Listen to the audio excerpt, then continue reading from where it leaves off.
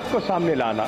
और जब ये इंकशाफ हुआ कि इस किस्म की एक नशिस्त हुई है वाशिंगटन में, मेरे सामने साइफर आया और मैंने पढ़ा और मैंने मुताला किया और मैंने अपनी तशवीश का इजहार किया कि एक खुद मुख्तार आज़ाद मुल्क की खुद मुख्तारी पर एक हमला है। इन्होंने इन्वेस्टिगेशन का फैसला किया है, शौक से करें, हमें कोई घबराहट नहीं है और हमने कोई ऐसा कदम नहीं उठाया जिससे कि पाकिस्तान या पाकिस्तान के मफादात को ठेस पहुंचे। बिस्मिल्लाहिर्रहमानिर्रहीम, अस्सलाम वालेकुम। प्रोग्राम एक्सपर्ट्स में मैं आपको खुश आमदीद कहूँगी और आज के प्रोग्राम का हिस्सा होंगे अयाज खान साहब, आमिर इलियास राना साहब, फैसल हुसैन साहब, ब्रिगेडियर रिटायर हारिस नवाज साहब और मोहम्मद इलियास साहब। नाज़रीन, सियासतदानों को अदालतों से रिलीफ मिलने का सिलसिला जारी है। आज 3 अहम अदालती फैसले हैं जो सामने आए। लाहौर हाई कोर्ट ने मरियम नवाज का पासपोर्ट वापस किया, जिसके बाद उनका बैरून मुल्क जाने का रास्ता हमवार हो गया। तौहीन अदालत केस में इस्लामाबाद हाई कोर्ट ने इमरान खान को एक बड़ा रिलीफ दिया, उनका मुआफ़ीनामा कबूल हो गया और तौहीन अदालत की कार्रवाई को खत्म कर दिया गया। तीसरे केस में लाहौर हाई कोर्ट ने मोनिस इलाही की परेशानी को भी दूर कर दिया और उनके खिलाफ मनी लॉन्ड्रिंग का मुकदमा था जिसको खारिज किया गया। लेकिन गवर्नमेंट ने साइफर के मामले पर इमरान खान और उनके साथियों के खिलाफ कानूनी कार्रवाई का फैसला किया है और FIA से तहकीकात कराने की मंजूरी दे दी गई है। ताहम तहरीक इंसाफ ने साइफर की तहकीकात के लिए एक बार फिर सुप्रीम कोर्ट का कमीशन बनाने का मुतालबा कर दिया है। इसी मुनासबत से एक्सपर्ट्स के लिए पहला और बड़ा सवाल होगा। आमिर साहब, मैं आपसे आगाज करूंगी। ये अमरीकी साइफर के मामले पर गवर्नमेंट का इमरान खान और उनके साथियों के खिलाफ कानूनी कार्रवाई का एक बड़ा फैसला सामने आया। FIA को तहकीकात का टास्क सौंपा गया है। आप समझते हैं क्या FIA गैर जानिबदार तहकीकात कर पाएगी?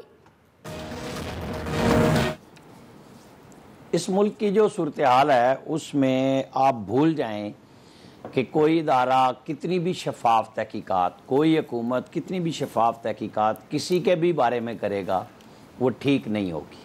आज इमरान खान साहब जब तौहीन अदालत से माफ़ी मिलने के बाद वापस जा रहे थे तो उनसे मरियम नवाज़ के पासपोर्ट का पूछा गया तो उन्होंने कहा कि अमीर के लिए कानून और है, गरीब के लिए और है। ज़ाहिर है, गरीब तो इमरान खान थे, उनको माफ़ी मिल गई। अमीर थी मरियम नवाज़, उनको पासपोर्ट मिल गया।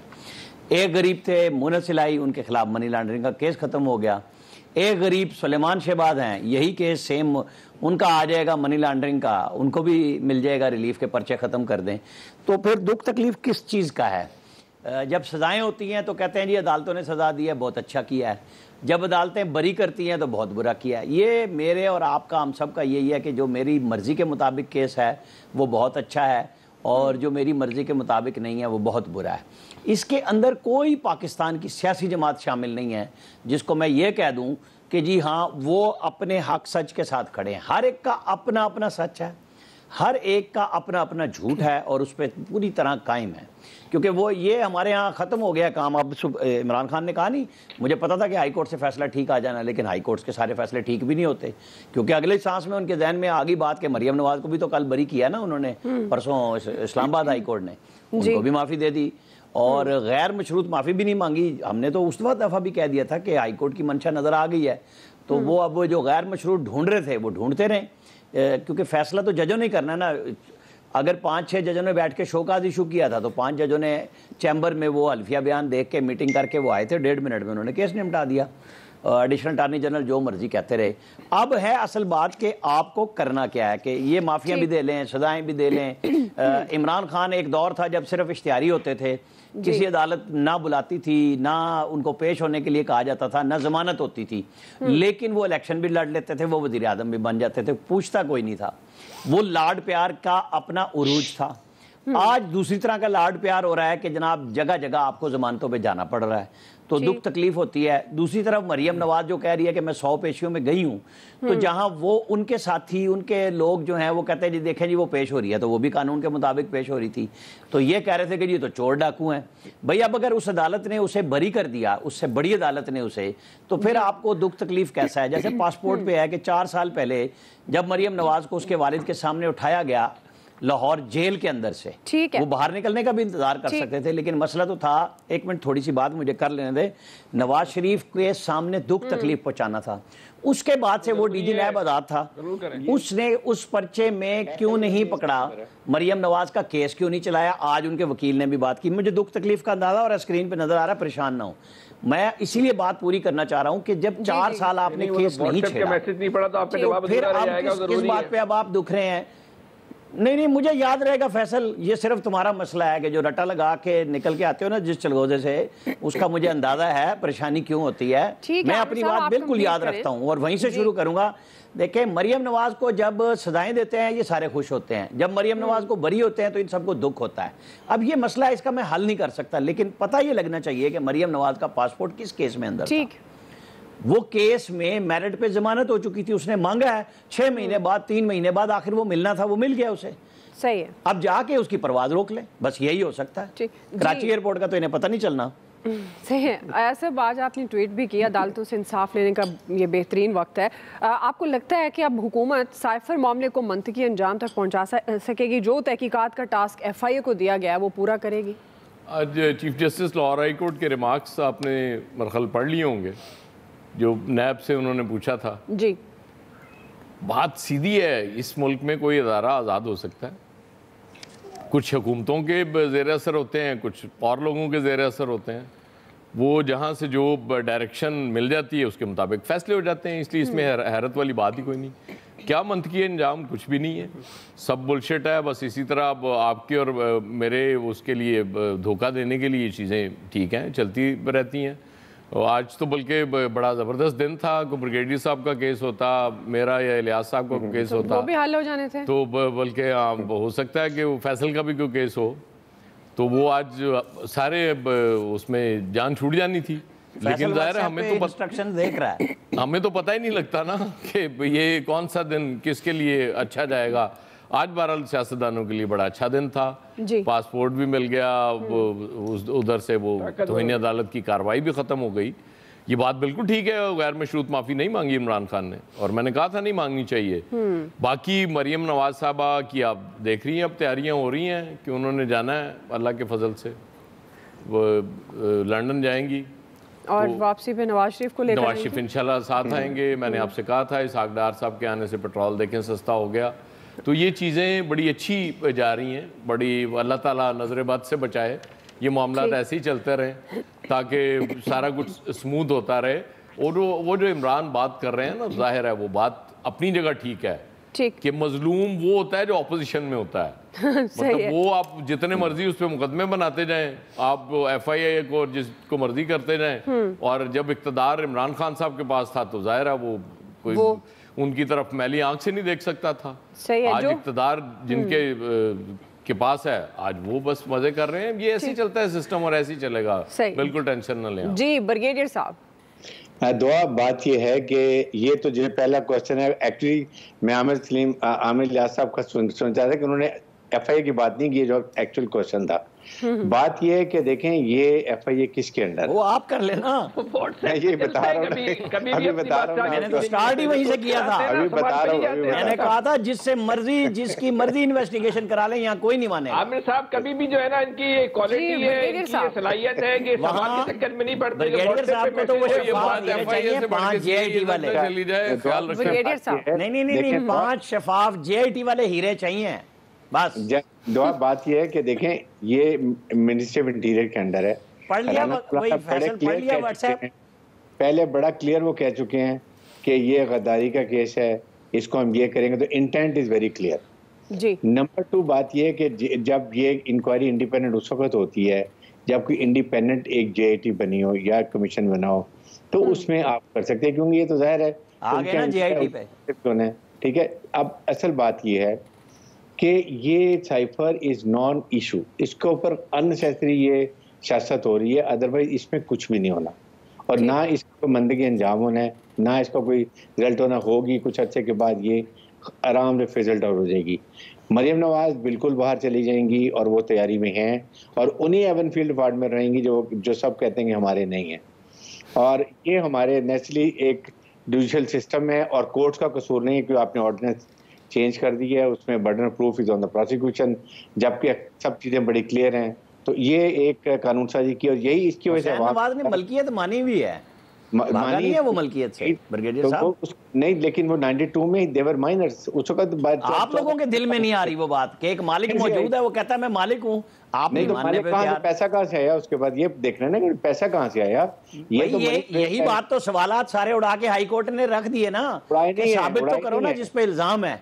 देखें उड़ा दिया, बरी कर दिया। ब्रिगेडियर साहब आपको आगे लड़ना पड़ेगा प्रोसिक्यूटर का केस। देखिए वो क्या जस्टिस फारूक ने क्या कहा था कि ये रोस्टरम पे आके कह दे हमारी जायदाद है, इसके बावजूद आपने साबित करना है कि इनकी है या नहीं है। ये अभी नए वो वक्त बदल गया है, पुराने कानून बदल गई हैं। नहीं पुराने कानून में था को करना था, पुराने कानून में ओनर ने करना था। अब नए कानून में ऑर्डिनेंस में अब प्रोसिक्यूशन के ऊपर ये पुराने कानून के तहत उड़ा है जनाब केस। आप नए कानून का चूरन ना लगाएं इस पे, इसलिए कि नैब जब ये पुराने कानून के तहत फैसला हुआ है। चलें ब्रिगेडियर साहब आप कंप्लीट करें। देखें उसमें यह है कि आप जब नैब केस परसू ही नहीं कर रही, उनका प्रोसिक्यूटर जो साथ मिल गया, चेयरमैन नैब उनका अपना है, तो क्या है कि केस खत्म होगा। आपकी बात सही है, बिल्कुल आप सही कह रहे हैं, लेकिन जिस तरह नैब पर एक रिस्पॉन्सिबिलिटी थी, नैब भी उस तरह से बतौर इदारा काम नहीं कर सका। हम पहले भी इस पर बात करते रहे। इसका इंक्वायरी का कुछ भी नहीं होगा मेरे ख्याल में। इसके बजाय PMLN को अवाम को रिलीफ देने के बारे में सोचना नई GIT बनवाएं। जी फैसल साहब। अच्छा, ये जो यार साहब कह रहे हैं ना कि आज अदालतों के हवाले से हर आदमी के लिए अच्छा दिन है, हर आदमी के लिए नहीं, ताकतवरों के लिए अच्छा दिन है, और ताकतवरों के लिए जो है ना वो हर दिन ही अच्छा होता है। आज भी आम आदमी को इस मुल्क में इंसाफ नहीं मिला होगा। आज भी इस मुल्क में अगर इंसाफ मिला है तो ताकतवरों को ही मिला है। तो यही मुल्क ताकतवरों का, हम और आप तो इस मुल्क में बिला वजह में मुस्लिम लीग ने इक़्तिदार हासिल किया था जिन मकासद के लिए, जिन अहदाफ के असूल के लिए, वो रफ्ता रफ्ता जो है वो तमाम हासिल कर रही है। नैब को जो है वो कमज़ोर करना था, कमज़ोर कर दिया। अपने केसेस ख़त्म करवाने थे, वो अपने केसेस ख़त्म करवा दिए। इसाक डार को वापस आना था, वो वापस आ गए। मरियम साहिबा के केसेस ख़त्म होने थे, वो उनके केसेस ख़त्म हो गए। उनको पासपोर्ट चाहिए था, उनको पासपोर्ट मिल गया। और नवाज शरीफ साहब वो लंदन भी चली जाएंगी। नवाज शरीफ साहब जो है इंशाअल्लाह ताला जो है वो पाकिस्तान भी आ जाएंगे। सबसे बढ़ के जो नून लीग की जो जद्दोजहद थी, गुज़श्ता 3-4 साल से जद्दोजहद थी कि किसी तरह हमारे इस्टेब्लिशमेंट के साथ दोस्ती हो जाए और इस्टेब्लिशमेंट से हमारे ताल्लुकात जो है वो अच्छे हो जाए, तो ये हदफ भी जो है वो नून लीग ने जो है वो हासिल कर लिया। तो गम किस चीज़ का है, तो परेशानी किस बात की? सब कुछ तो आपके लिए मीठा मीठा ही है। बाकी मुझे पेट्रोल सस्ता मिल रहा है, नहीं मिल रहा, मुझे खाने को मिल रहा है, नहीं मिल रहा, आम आदमी की क्या हालत है, उससे तो आपका ताल्लुक ही नहीं है। वो तो आपकी प्रायोरिटी में नहीं है। जो आपके हदफ थे वो उसमें आपने अक्सरियती हदफ तो आपने जो है वो हासिल कर ली है। तो बट ठीक है, जो हुकूमत हासिल करनी थी जिन मकासद के लिए वो आप हासिल कर रहे हैं। बाकी आम आदमी से ना आपका ताल्लुक है ना तहरीक इंसाफ का ताल्लुक है। ये देख लें इमरान खान साहब को किस तरीके से जो है उनके जो है मसाइल हल हो रहे हैं। इतवार के दिन भी उनके लिए जो है अदालत अचानक से खुल जाती है, पता भी नहीं चलता। इतवार को उठते हैं तो मालूम चलता है कि वो अदालत भी खुल गई थी और उनके हक में फैसला भी हो गया था। चले भाई कमाल है। वैसे तो ये है मुल्क किसके लिए? जिन ताकतवरों के लिए, ताकतवरों की लड़ाई हो रही है। हम और आप जो है वो बिला वजह में लड़ते हैं। आमिर साहब लड़ते हैं तो ठीक है, वो सही लड़ते हैं, वो ताकतवरों के नुमाइंदे। हम और आप नुमाइंदे नहीं है। चलें, हमारा आपका क्या ताल्लुक? हम और आप तो बिला वजह में लड़ रहे। आमिर साहब की जंग सही है। देखिए ये अब केस जो है अब रिवर्स हमारी तो जंग है जो जारी रहेगी। जो 4.5 साल बिल्कुल एक जंग लगी हुई थी जिसमें ऐसे लग रहा था कि इनके खिलाफ भरपूर तरीके से कार्रवाई होगी, लेकिन अब ऐसा कुछ नहीं नज़र आ रहा। बिल्कुल बेगुनाह साबित हुए। पैसे किसके ज़ाया हुए, अवाम टाइम वक्त किसका, मुल्क का ज़ाया हुआ। और इस लड़ाई में आप देख लें आपके मुल्क के क्या हालात हो गए कि माशी तौर पर आप बिल्कुल एक बुरे हालात का शिकार हैं, और पॉलिटिकली तो अभी तक स्टेबिलिटी नहीं आ रही, जिसकी वजह से तमाम मसाइल का शिकार हुए। तो ये अब तो रिवर्स लग गए हैं सब के केस। आज देखें, आज इनके लिए खुशी का दिन था, वरना एक दफ़ा हम देखा करते थे हर जुमे के दिन मुस्लिम लीग नून के लिए बुरा दिन होता था कि उनके लिए कोई ना कोई बुरी खबर होती थी। अब तो उनके लिए हर दिन अच्छा है। उनके लिए हर कोई खबर आ रही है। अब देखें उनके पासपोर्ट भी मिल जाना था, पासपोर्ट भी, और दूसरे केस भी वापस हैं। मुन्नस लाई का भी हो गया, खान साहब को भी रिलीफ मिल गया। तो अब ये सारी एक जंग है जो जारी रहेगी इस तरह। जो मुझे लग रहा है कि अगले इलेक्शन तक बहुत हद तक ये लोग क्लियर हो चुके होंगे, और फिर एक इलेक्शन लड़ने के लिए ये इनको एक यानी कि बड़ा अच्छा माहौल मिलेगा, और ये फिर एक दफ़ा लड़ेंगे इलेक्शन, और फिर जो मुंतखब होगा फिर एक इस तरह मैदान जंग लगेगा। तो ये जाहिर है बाकी भी केसेस हैं जो ख़त्म हैं, जो बाहर गए हुए हैं। मियाँ साहब वापस आएंगे तो हालात और बेहतर नज़र आएंगे, क्योंकि ये नून लीग की जानिब से दावा किया जा रहा है कि अगले 2 माह में इकॉनमी मज़ीद बेहतर हो जाएगी, तो हालात मज़ीद बेहतर होंगे, आवाम को रिलीफ मिलेगी। तो आवाम यही चाहती कि महंगाई ख़त्म हो। ये केसेस से उनका कोई लेना देना नहीं है, क्योंकि अब आवाम को पता चल गया है कि कानून ताकतवर का है, जो ताकतवर है उसके खिलाफ कोई कार्रवाई नहीं होती। यहाँ तो एक बंदे के साइकिल चोरी का या किसी पर हल्का सा लड़ाई झगड़े का पर्चा हो तो थानेदार उसको घर से उठा के ले आता है और जिस तरह घसीट के लाता है तो जाहिर है ताकतवर के खिलाफ तो कोई नहीं बोल सकता। तो जाहिर है वो ये देखते हैं कि यहाँ ये देखना पड़ जाता है इनको कि जी हमारे खिलाफ ना कोई एक्शन हो। जाहिर है पंजाब में जो केसेस हुए थे, जो पीटीआई के कारकुनों पर जो हुए थे 25 मई के, वो तमाम केसेस वापस हो चुके हैं इस टाइम, यानी कि तमाम कानून ताकतवर के साथ है और इस टाइम आम आदमी है वो अभी तक रोलते हैं अदालत में इतने बिल्कुल आपकी बात दुरुस्त है। जो जिसकी हुकूमत है वो अपने आप को अपने लोगों को फ़ायदा आ रहा है। आम आदमी के लिए कानून अलग है, जो बड़ा आदमी है उसके लिए कानून अलग है। लेकिन हमारा सवाल ये था कि FIA को तहकीकात का जो टास्क सौंपा गया है साइफर के मामले पर, क्या गैर जानिबदार FIA तहकीकात कर पाएगी या नहीं? राय आप जान चुके हैं एक्सपर्ट्स की। ब्रेक लेते हैं, ब्रेक से हम वापस आएंगे। हमारा दूसरा सवाल होगा, पेट्रोलियम लेवी बढ़ाने की बजाय कम करने पर साबिक वज़ीर ख़जाना मिफ्ता इस्माइल भी हैरान है। हम सवाल ये रखेंगे, क्या इसहाक डार IMF मुआहदे की खिलाफ वर्जी कर रहे हैं? राय लेते हैं ब्रेक के बाद।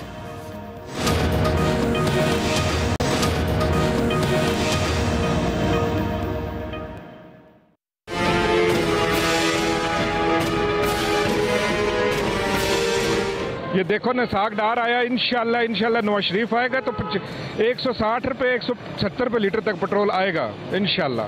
अभी 12 रुपये से क्या होते हैं, बस ये रिक्शो वाला गरीब लोग है, इनको अभी सवारी बताएगा कि ये 12 रुपये पेट्रोल सस्ता हो गया, आप किराया सस्ता करो, लेकिन इसने महंगा कितना किया ये तो देखो। हुकूमत हमारे लिए अच्छा किया है, लेकिन इससे बेस्ट करना चाहिए। खास तौर पर सैलरी पर्सन पे ज़्यादा रिलीफ दें, इतने पैसों में गुजारा नहीं होता बेसिकली। बहुत अच्छी बात है ये, और मजीद भी कम होना चाहिए मेरे हिसाब से। नाज़रीन, वफाकी वज़ीर ख़जाना इसहाक डार के हालिया फैसलों पर मौशी माहीन शकूक व शुबहात का इजहार करने लगे। पेट्रोलियम मसनूआत की कीमतें कम करने पर साबिक वज़ीर ख़जाना मिफ्ता इस्माइल ने हैरानी का इजहार किया और कहा कि IMF की शराइत के मुताबिक हर माह पेट्रोल की फ़ी लीटर कीमत पर 10 रुपये लेवी बढ़ानी है। लेकिन इसहाक डार ने यकतरफा फैसला किया और लेवी बढ़ाने की बजाय कम की। अब अल्लाह खैर करे। उधर महंगाई की कीमत में भी एक माह में हैरान कुन कमी देखने में आ रही है। इदारा शुमारियात के मुताबिक अगस्त में महंगाई की शरह 27% रही, लेकिन सितंबर में ये अदाद शुमार 27% से कम होकर 23% तक आ गए हैं। डॉलर की कदर में कमी, पेट्रोल सस्ता और महंगाई में कमी खुशाइंद है नाज़रीन, लेकिन IMF मुआहदे की खिलाफ वर्जी के नताइज देर या बदेर अवाम को महंगाई की सूरत में भुगतने पड़ सकते हैं। इसी हवाले से हमारा सवाल, ब्रिगेडियर साहब मैं आपसे आगाज़ करूँगी। चूँकि पेट्रोलियम लेवी बढ़ाने की बजाय कम करने पर साबिक वज़ीर ख़जाना मिफ्ता इस्माइल भी हैरान हुए हैं। आप समझते हैं कि इसहाक डार IMF मुआहदे की खिलाफ वर्जी कर रहे हैं? खिलाफ वर्जी तो डेफिनेटली कर रहे हैं। मुफ्ता इस्माइल जो उनके पार्टी के हैं और फाइनेंस मिनिस्टर भी थे, और उन्होंने इतनी मुश्किल से डिफ़िकल्ट टाइम में जाके और सारे मुआहदे किए और उनको एश्योरेंस दी कि जी अब इस दफ़ा हम इसको बिल्कुल चेंज नहीं करेंगे and stick to the decision which have been taken with IMF। और अभी यही हुकूमत इमरान खान के वक्त में कहती थी कि उन्होंने IMF के मुआहदों की खिलाफ वर्जी की है और उसकी वजह से एक जाल बिछा दिया, माइन बिछा दी, ये प्रॉब्लम कर दिए, वो कर दिए। तो इससे छोटी छोटी चीज़ों से पॉपुलैरिटी से फ़र्क नहीं पड़ेगा। अवाम बहुत अवेयर हो गए, they understand what is happening, उनको चाहिए रिलीफ। और आप अभी तक मेरे नहीं ख्याल कि गवर्नमेंट ने कोई ऐसी एफर्ट की है कि वो रशिया से ऑयल, अभी भी इंडिया और बाकी वो चाइना, ये तमाम वाले उनसे ऑयल ले रहे हैं। We have to go get cheap oil. सस्ता होगा तो बिजली सस्ती होगी, एग्रीकल्चर सस्ती होगी, हर चीज़ की कीमत सस्ती होगी। इसलिए मेरे ख्याल में फोकस हमें एक मैक्रो लेवल पे करना है कि हमने प्राइस को कैसे करना है। ये 2-3-4% इन्फ्लेशन का हम कर देना, ये फिगर्स इसहाक डार का पुराना रिकॉर्ड था, वी ऑल नो कि क्या है, करते रहे। बट वी लेट्स होप कि ही डज समथिंग। पूरी कौम को इस वक्त ज़रूरत है कि वो महंगाई को कम करें, और अगर करेंगे तो आवाम उनको वेलकम भी करेंगे। इसलिए इस स्टेज के ऊपर इस तरह की चीज़ों से फ़र्क नहीं पड़ेगा। He has to go and hit world market जहाँ से ऑयल सस्ता मिले और वो आवाम को रिलीफ दें एक्चुअली। जी साहब, अगर IMF के खिलाफ वर्जी कर रहे हैं इसहाक डार साहब, तो जाहिर है अभी नहीं तो बाद में उसके नताइज तो आवाम तक पहुंचेंगे। आपको लगता है कि वो IMF के खिलाफ वर्जी कर रहे हैं, चीज़ों को सस्ता कर रहे हैं, और जिस तरह से ब्रिगेडियर साहब भी कह रहे हैं, क्या ये भी हो सकता है कि ये मसनूई रिलीफ है जो आम आदमी को दिया जाएगा? तो मेरे पास एग्जैक्ट इन्फॉर्मेशन नहीं है। मिफ्ता साहब के अगर बयान की हद तक तो है कि वो कहते हैं कि रब्ता किया था, IMF से जवाब नहीं आया था इस पर, क्योंकि ज़राए के हवाले से मैंने ख़बरें चलती हुई देखी हैं उस दिन कि वो 3 महीने के लिए फ्रीज़ करने का IMF से बात हो गई है। अब पता नहीं हुई है नहीं हुई, लेकिन ये बड़ा ज़रूरी था क्योंकि अगर इसहाक डार भी आके पेट्रोल की कीमत कम ना करते तो फिर जाहिर है वो जो प्लान था PMLN का उसको बहुत बुरी तरह नुकसान पहुंचता, क्योंकि एक विलन था मिफ्ता इस्माइल, वो विलन फारिग कर दिया, इसीलिए फारिग कर दिया कि इसहाक डार की गुडविल बनानी थी कि वो जी इसहाक डार, चूँकि और डॉलर नो डाउट कंट्रोल में है अभी तक। आज अगर ना होता तो मैं समझता कि कोई रीजन मतलब नहीं है, आज बढ़ जाता कि जी बिला वजह हो गया था, लेकिन आज भी उसका होना और अल्लाह करे इस वीक भी ये ट्रेंड जारी रहे तो फिर ये क्रेडिट तो बहरहाल इसहाक डार साहब को आपको देना पड़ेगा।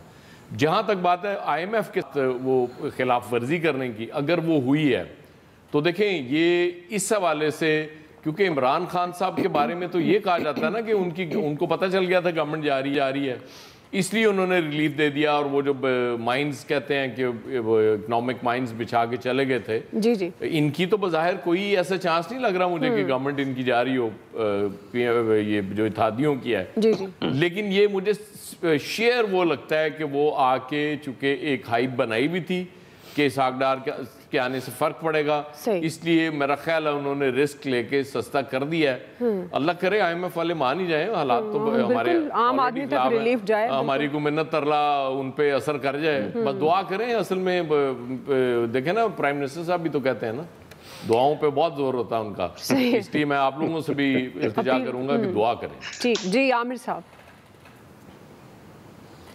देखें, इसहाक डार पहले भी सारा फाइनेंस मैनेज करते रहे नवाज शरीफ के साथ, और ये जो एक्सपोर्ट, मैं आपकी तरफ दोबारा आती हूँ, आपके ऑडियो में प्रॉब्लम आ रही है, मेरे तक आपकी आवाज़ नहीं आ रही। फैसल साहब, अच्छा मिन्नत तल्ले करना, दुआ करना, इससे तो ये जो एयाज साहब कह रहे हैं ना कि मिन्नत कर रहे हैं, मिन्नत तल रहे हैं, दुआएं, इससे तो हुकूमत नहीं चल सकती। लेवी लगाने का जो बुनियादी मकसद ये था कि जो आपका टैक्स हदफ है, जो टैक्स टारगेट है, वो आप अचीव नहीं कर सकते, तो उसको उसमें जो गैप आता था उसके लिए जो है वो ये लेवी लगाने का IMF ने कहा था, या बढ़ाने का जो बढ़ानी थी। अच्छा, आपने बढ़ाई नहीं, उसको कम किया, आपकी जो है वो एक्सपोर्ट इस वक्त बंद पड़ी है, इम्पोर्ट आपकी जो है बिल्कुल इस वक्त समझ लें कि ऑलमोस्ट बंद पड़ी हुई है, आपकी ज़राअत जो है मुकम्मल तौर पर तबाह हो चुकी है। तो जो टैक्स कलेक्शन होगा, जो टैक्स टारगेट है, वो आप कैसे इसको जो है वो पूरा करेंगे? अभी तक देखें, ये ठीक है डॉलर भी कम हो गया, पेट्रोल भी कम हो गया, कोई वाज़े इशारा नहीं है कि भाई कैसे कम हो गया, क्यों कम हो गया। ये मफरूज़ों पे सारी कहानियाँ नहीं चलती, ये पूरी एक साइंस है, पूरी माशियात है। ये कैसे कम हुआ बताएं तो सही ना, ये डॉलर बढ़ा क्यों था और ये कम क्यों हो गया और कहाँ तक आएगा। सिर्फ और सिर्फ किसी के आने और जाने से अगर किसी की मईशत खड़ी हो सकती है तो फिर ये तो मौज़ा ही है। तो अगर मौज़ों पे आपने हुकूमत चलानी है तो ठीक है, प्लान की बात करें। आज तक की तारीख में इस हुकूमत ने, चाहे मुफ्ता साहब हैं या इसहाक डार साहब है, प्लान सामने नहीं आया कि हमने पाकिस्तान को चलाना कैसे है, इसकी मुल्की मईशत को खड़ा कैसे करना है। आज डॉलर कम हो गया तो फलाने के आने से कम हो गया, कल वो बढ़ गया तो भाई उनकी नायली क्या थी, और आपने ऐसा कौन सा कारनामा अंजाम किया है फ्लाइट में बैठ के आने से, क्या ऐसा कारनामा आपने अंजाम कर दिया कि जिससे जो है वो डॉलर जो है वो नीचे आ रहा है। ये ऐसी मसनूई चीज़ों से कभी भी मुल्की मईशत को आप खड़ा नहीं कर सकते। चंद दिन का शौक है, पूरा कर लें। ठीक जी, हमारे आमिर भाई को खुश होने दें, अब इनका सुनने बड़ी अच्छी बातें बताएंगे आपको। अच्छा ठीक है आमिर साहब जी, आवाज़ मेरी आ रही है आपको?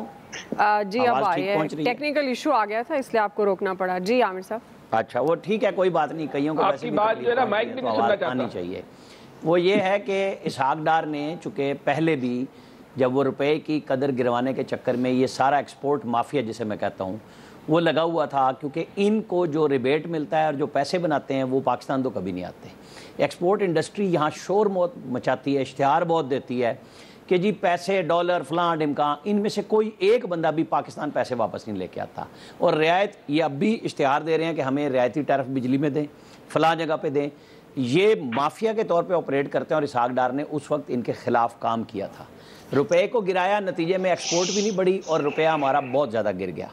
इसहाक डार ने कहा कि मैंने अभी एक्शन नहीं लिया, हम उम्मीद रखेंगे कि वो एक्शन भी लेंगे और रुपए को नीचे लाएंगे। ऑयल के ऊपर बड़ी क्लियर बात है, मिफ्ता ने भी अपील की थी फ्लड की वजह से IMF को, और इन्होंने आके वर्चुअल मीटिंग एक कर ली हुई है।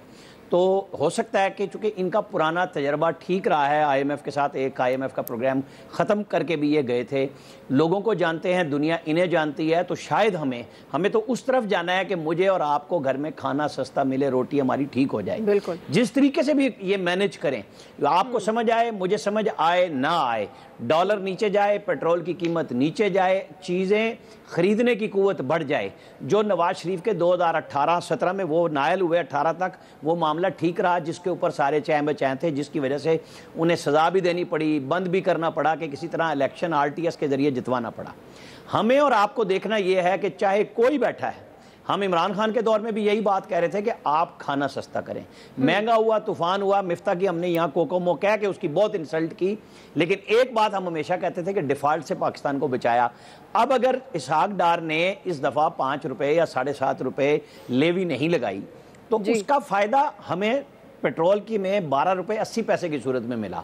अल्लाह करे कि आगे चल के ये हो जाए। और ये जो समझ नहीं आ रही ना इनको कि ये लेवी शेवी, छोटी सी बात बता दूं, लेवी इसलिए लगाई गई है कि ये इमरान खान ने जो अप्रूव की थी, जो इन्होंने भी IMF के साथ की। सेल्स टैक्स अगर आप लगाएं तो 58% सूबों को चला जाता है, लेवी आती है डायरेक्ट फेडरल गवर्नमेंट के पास, और वो IMF ने अपने कर्जे की सूरत में वापस लेनी है आपसे। वो कहते हैं आप जो पैसे ले रहे हैं अपनी इकोनॉमी ठीक करके वापस कैसे करेंगे। ये असूल इस बुनियाद पे हुआ है। जी इलियास साहब, देखिए जी, इनको जो टारगेट है अगर IMF को पूरा करने के लिए, तो ये इकदाम इसलिए किए हैं कि सैलाब आ गया और उसमें पाकिस्तान को रिलीफ मिलने के चांसेस हैं। ज़ाहिर है कई कर्जे रीशेड्यूल होंगे कई ममालिक से, कई इदारों से, मल्टीनेशनल इदारों से, ताकि ये रीशेड्यूल होंगे तभी पाकिस्तान को रिलीफ मिलेगा। तो इसमें जब आवाम को रिलीफ देने के लिए ये इकदाम करना ज़रूरी था। अगर ना करते तो किस तरह होता। देखें उधर FBR का भी रेवेन्यू का टारगेट पूरा कर लिया, बल्कि अचीव करने के बाद सरप्लस हुआ। तो ये जो सूरत हाल है, ये तमाम इंडिकेटर्स बेहतर हैं, इसलिए लगता नहीं है कि IMF के पास जाएंगे कि जी उनकी शर्त पूरी नहीं की गई। उनसे बातचीत करेंगे तो वो जाहिर है बात मानेंगे कि पाकिस्तान में एक बड़ा सैलाब आया और लोगों को बड़े मुश्किलात का मसला ये नहीं कि लेवी लगाई नहीं है, मसला ये है कि लेवी कम की है इन्होंने 5 रुपए तो सर या 7 रुपए। जाहिर है उनको कम करना है क्योंकि उनका टारगेट पूरा हो गया। जाहिर है इतना पैसा निचोड़ लिया लोगों से, लोगों का कहते हैं खून निचोड़ लिया। IMF को टारगेट तो और चाहिए ना, IMF की तो और IMF की जो कंडीशन है उसको तो पूरा करना है। और उनका यही मकसद है कि पाकिस्तान अपने पाँव पर खड़ा हो और कर्जे वापस करे। तो ये सूरत हाल में ये इसी तरह रहेगी और इसके लिए उनको करना पड़ेगा। जाहिर है उन्होंने सोच समझ के किया है, तो इसलिए अगर नहीं होगा, कीमत बढ़ जाती तो फिर ये लगा देंगे, क्योंकि उन्होंने 40 रुपये लगानी थी तो 10 रुपये कम कर लिए, तो उसमें इनको खास फर्क नहीं पड़ेगा। जब बातचीत कर लेंगे उनसे, जाहिर है कॉरेस्पॉन्डेंट चल रही होगी, तो इसमें कोई ऐसा मुश्किल नहीं नज़र आ रहा कोई। सही है, लेकिन बहरहाल जब तक आम आदमी को रिलीफ मिलेगा फिर ही अंदाज़ा हो पाएगा कि वाकई इसहाक डार के आने का क्या फ़ायदा है। जब खाने पीने की जो अशिया है, जो आम आदमी की ज़रूरत है वो सस्ती होंगी, तो फिर ही इसहाक डार के आने का फ़ायदा होगा। और वही बात जिस तरह एक्सपर्ट्स कह रहे हैं कि चीज़ों को मज़ीद सस्ता होना चाहिए, आम आदमी को रिलीफ मिलना चाहिए, आम आदमी की ज़िंदगी को आसान होना चाहिए। ब्रेक लेते हैं नाज़रीन, ब्रेक से हम वापस आएंगे। हमारा तीसरा सवाल सैलाब मुतासरा इलाकों से मुतल्लिक, जहां सूरत हाल संगीन है। हम सवाल ये उठाएंगे कि हुकूमती इक़दाम क्या हैं, राय लेंगे ब्रेक के बाद।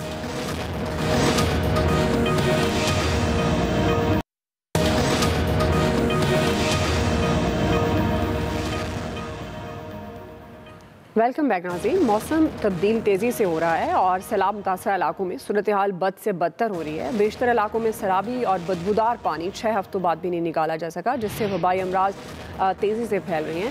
मुल्क भर में तकरीबन 60,000 के करीब मुतासरीन हैं जो मुख्तलिफ बीमारियों का शिकार हो चुके हैं, जबकि सिर्फ सिंध में 300 से ज़ायद अफराद जाँ बहक हुए ऐसे इत्तलात हैं। सैलाब ज़दगान की इमदाद से मुतल्लिक आलमी बरादरी के वादे भी वफा होते नज़र नहीं आ रहे और गवर्नमेंट को मुतासरीन की बहाली में शदीद दुश्वारी का सामना। इसी से मुतालिक हमारा सवाल, फैसल साहब मैं आपसे आगाज़ कर रही हूँ।